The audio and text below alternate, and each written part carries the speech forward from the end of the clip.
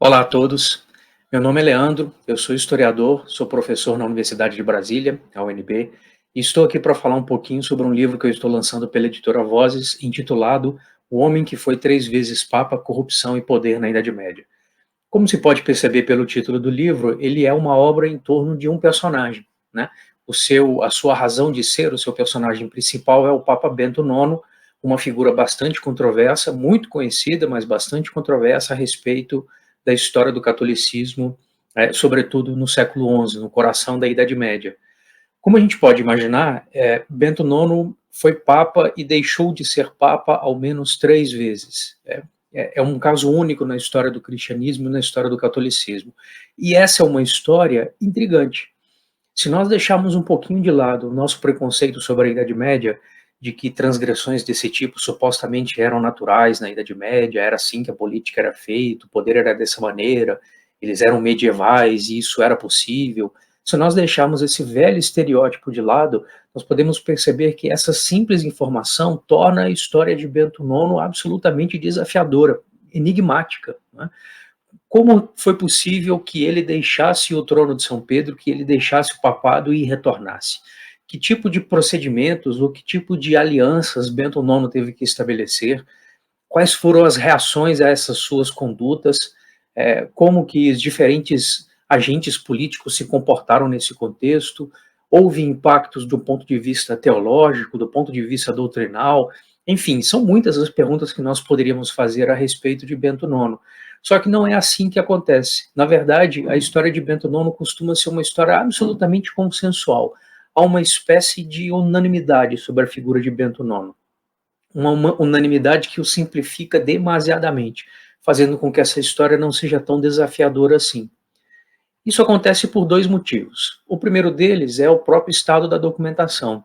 Nós temos muitos poucos relatos documentais a respeito de Bento IX.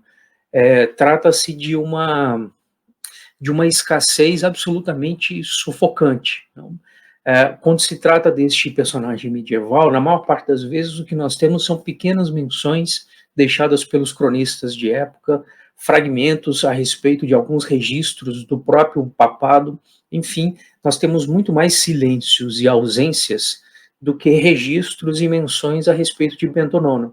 Isso faz com que muitas vezes os historiadores se detenham no limite daquilo que é declarado de forma literal, né?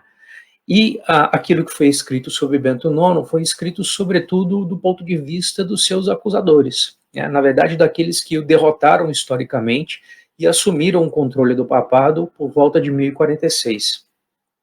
Mas há uma outra forte razão pela qual Bento IX parece ser uma figura de contorno simples, de contorno bastante uniformes. Sendo que eu volto a insistir, eu não o encaro dessa maneira, eu encaro como uma figura absolutamente intrigante.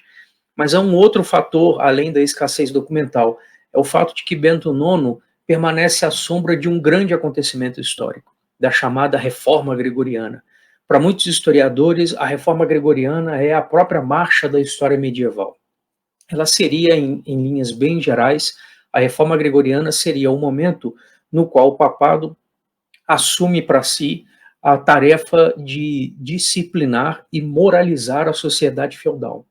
Essa seria, de maneira bem simplória, uma definição das mais frequentes da Reforma Gregoriana.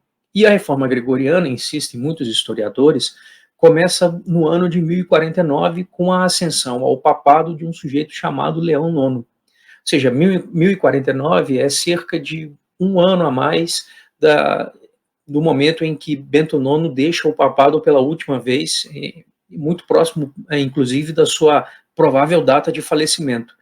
Vejam, com isso, portanto, é como se a história tivesse entrado num eixo, tivesse avançado a partir de um trilho que transformava Bento IX numa espécie de personagem do mundo deixado para trás, personagem de uma sociedade que teria sido superada pelos esforços heróicos dos reformadores, que assumiram uma série de batalhas ideológicas, espirituais, de primeira grandeza, algumas delas, inclusive, bastante trágicas para os seus protagonistas. Mas é isso, em grande medida, Bento IX jaz à sombra.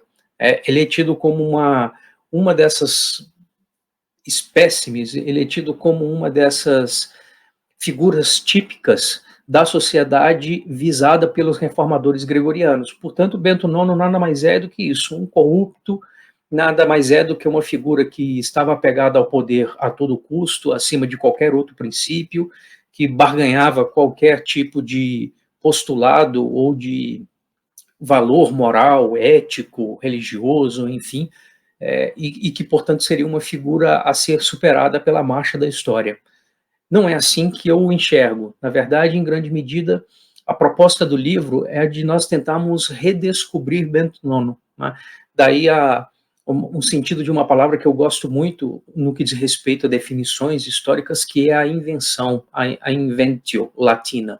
A inventio significa descoberta, né? Um olhar novamente para temas que muitas vezes são tidos como óbvios, como já conhecidos, como já esgotados, e é isso que eu tento fazer nesse livro. Eu tento a todo momento desfazer a tranca deste consenso em torno da figura de Bento IX, reabrir os debates a respeito da sua trajetória, porque não me parece que essa biografia, não me parece que esses desfechos para sua existência possam ser dados como algo simplesmente naturalizado, como algo óbvio, como algo banal.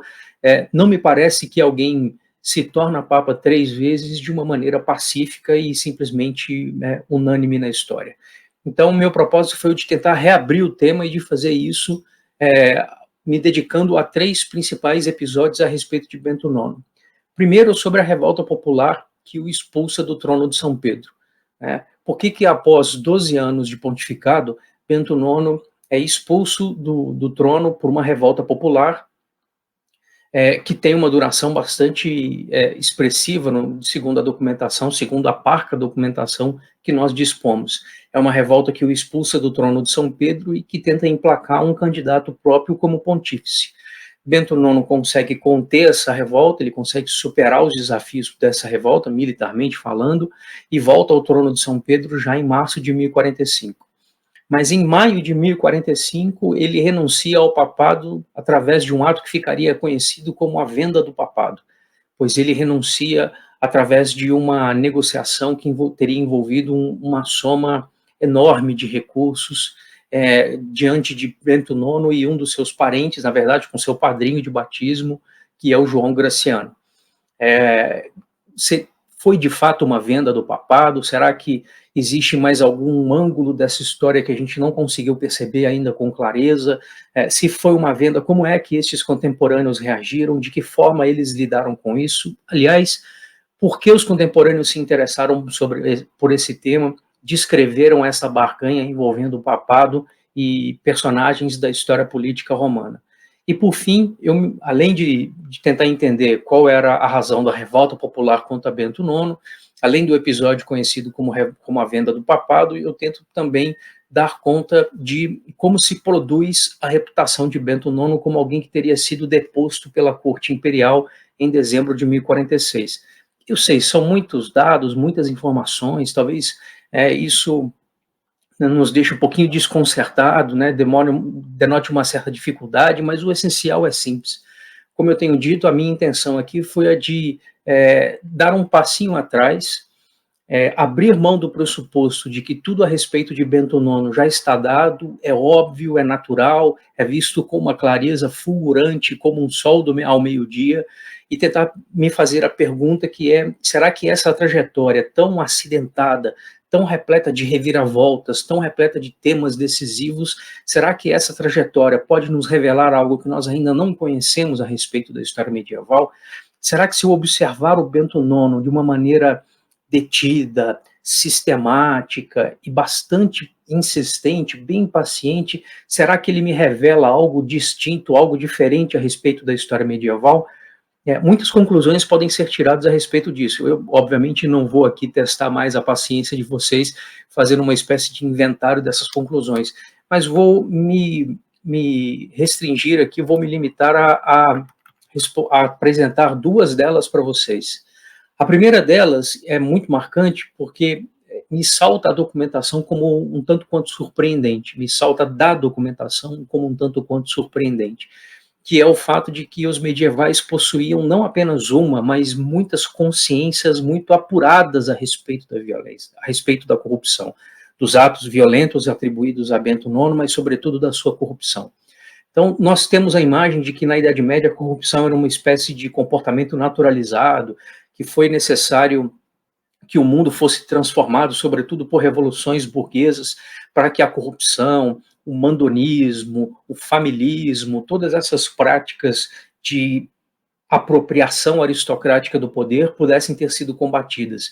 E o que eu encontrei no exame da trajetória de Bento IX é que os seus adversários, sobretudo, tentavam a todo momento direcionar uma percepção a respeito da corrupção. Os medievais tinham consciência a respeito do que era um comportamento corrupto, tinham noções muito claramente definidas a respeito disso, se indignavam e repudiavam o que era o comportamento corrupto.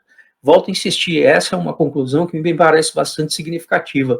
Nós temos a imagem, por exemplo, de que se o Brasil é um país que volta e meia acerta suas contas com a corrupção, é porque a corrupção estaria entranhada em nosso tecido social como uma espécie de patrimonialismo, né? Esse tema é um clássico nas ciências sociais brasileiras.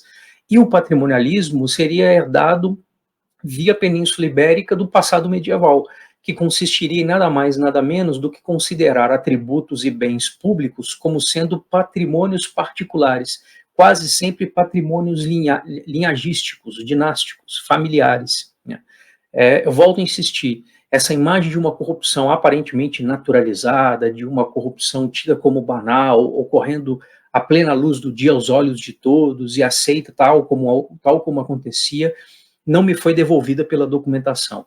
O que eu encontrei foram cronistas medievais, agentes medievais, absolutamente empenhados em redirecionar o repúdio, a indignação, a denúncia a respeito do ato corrupto. Isso diz muito sobre o universo político, diz muito sobre as escalas de valores, diz muito sobre padrões culturais desse período, e eu tentei tirar algumas conclusões nessa direção. Em segundo lugar, os medievais também nos lembram do fato de que falar em corrupção não é simplesmente empilhar falhas individuais, mas falar em corrupção é muitas vezes um comportamento estratégico não de quem, a respeito de quem se fala, mas quem é o agente falante. Muitas vezes a corrupção ela se torna um tema relevante na medida em que ela atende a certas estratégias, em que ela possibilita certos posicionamentos dos agentes que falam. Então, a corrupção, se ela é dita sobre o passado, ela nos revela algo sobre o passado, sem sombra de dúvidas, mas também ela nos aponta para o presente do falante. Essa íntima conexão, esse encadeamento sutil e às vezes muito complexo de ser desempenhado entre o presente de quem denuncia a corrupção e o passado, que é alvo dessa denúncia, também foi um tema muito importante que eu tentei desvendando ao longo do livro, um novelo que eu tentei desemaranhando ao longo das obras, ao longo desse texto. Em suma, eu acho que eu posso resumir da seguinte maneira: O Homem que Foi 3 Vezes Papa é a minha tentativa de redescobrir vida numa documentação tida como monótona, de reencontrar um passado medieval naquilo que ele tem de vibrante, de complexo, de dinâmico, de móvel, daquilo que ele tem de mais vital em si mesmo, né? Eu espero ter conseguido um pouquinho dar conta desse desafio e deixo aqui o meu convite para vocês, para que deem uma olhada no livro e me digam, vejam se a leitura de fato se justifica, vale a pena. É isso, pessoal, um abraço.